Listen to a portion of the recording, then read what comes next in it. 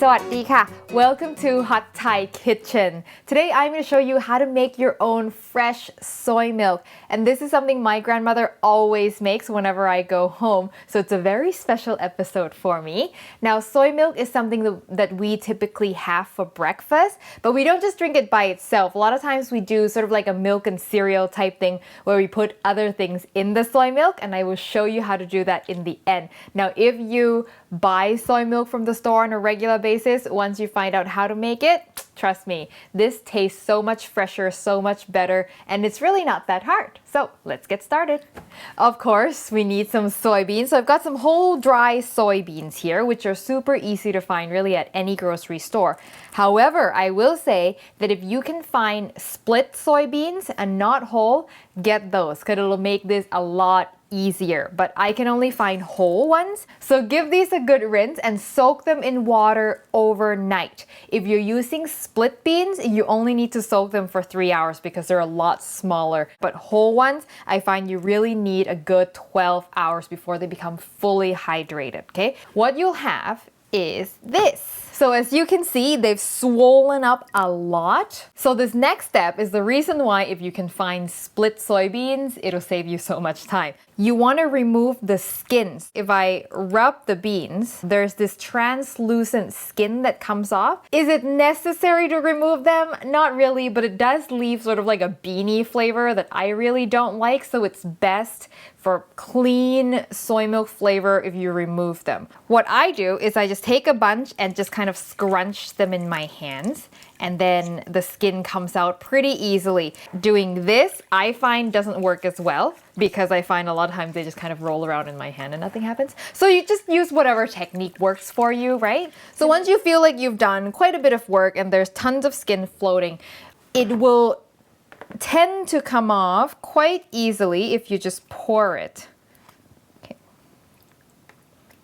You lose a bean or two, you throw them back in, and then add more water and pour out some more. So you keep doing that until all your beans have lost their skins. If you miss a few, it's not a huge deal, but you try your best because they do leave a weird aftertaste. So now that my beans are mostly skinned, I'm gonna put them in a blender. So what we're making here is basically soybean juice, which doesn't sound half as good as soy milk. So I'm gonna add just enough water to blend. And the reason is because I find that if I add too much water, it doesn't blend as well. It just kind of floats around and it's not as fine. I am now going to, smooth, add most of my water, not all, just to thin it out a little bit, and it'll make the straining much easier. So to strain this, I highly recommend using a muslin. You can use cheesecloth, several layers of it, but I like using muslin because you can reuse this for so many things over and over again. And any fabric store will have it for really cheap. And I just sew the edges so it doesn't fray, but you don't have to. And then pour my soy smoothie into it. Only half at a time. And you want to stir it because you want to get the particles off the bottom to allow the liquid to run through. So after a while, you give it a squeeze. So gather all the edges, twist, and squeeze. This used to be my favorite part to do as a kid. I thought this was so much fun. So what I like to do, I've got most of it, but I know I can still feel the soy milk in here. So I open it and I put more water in, and it sort of helps rinse any concentrated soy milk that's still lodged into this ball here. See, it's really easy. There's just lots of little tricks and tips here and there that's useful to know. We're almost done. We just have to boil it because it's just raw bean juice at this point. There is a trick to boiling this though, because you could scorch the bottom. So you want to stir it. What I like to do is crank the heat all the way in the beginning and stay with it, bring it to a boil, and then I turn it down to maintain a gentle simmer, and then I sort of let it go. I don't have to worry about it for a while. What we're trying to do here is get rid of that raw bean smell, because if you smell it right now, it just smells, I don't know how to call it. It's just this green raw flavor. And to get rid of that, it needs to simmer for 20 to 30 minutes. It takes a while to get rid of that smell. As an option, you can add a pandan leaf and let it infuse into the soy milk, and it'll just add that extra aroma. It's got sort of a floral, coconutty quality to it. I will warn you, this boils over quickly. So as soon as it starts to steam, don't go away. Stay with it because it's gonna be a big ugly mess. Trust me, it has happened to us at home many, many times. So the soy milk is simmering away. Now let's talk about the fixins. So in Thailand, as I mentioned earlier, in the morning, what you'll find on the street is a cart that sells soy milk, and you'll have options to add all sorts of grains and beans to it to make it sort of a substantial breakfast, right? So there's lots of different options. I'm going to show you 3 today. So I've got some red beans that I have soaked overnight and then boiled until they're cooked, essentially. This one is a grain called Job's Tears, or in Thai it's called Luk Dui.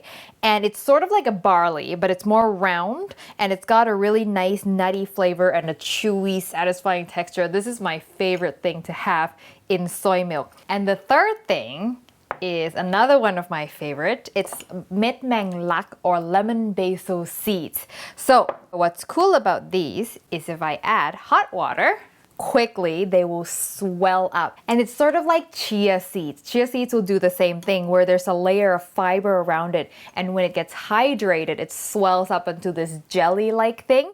So the soy milk is done. Now what you're gonna notice is there's a skin that forms on the top. Now that is what's called tofu skin, or in Thai we call fong tau hu. And we actually eat that. Now you don't have to if you don't like it. It sort of comes out in one piece. I'm gonna pull the leaves out in a second, but a lot of people actually put this in their soy milk. It right now just tastes like liquid tofu. You want to add at least a little bit of sugar or honey or stevia, whatever sweetener you like, to, to get rid of that tofu flavor. What we do often at our house is we don't add the sugar at this point, and then when you go to drink it, then people add their own sugar, kind of like coffee and tea, because everyone likes it at different levels of sweetness. Like my mom adds honey to hers, so she doesn't want any sugar in it. Just a little bit of salt, just a pinch of salt to brighten everything up. All my fixins. You can see what a healthy breakfast this is. Some red beans, mang lak seeds. Ooh, and these I used to call them frog eggs when I was little, but I really like the texture that they have. Some fresh soy milk. Ooh, it's the smell of breakfast in Thailand. Oh, so good.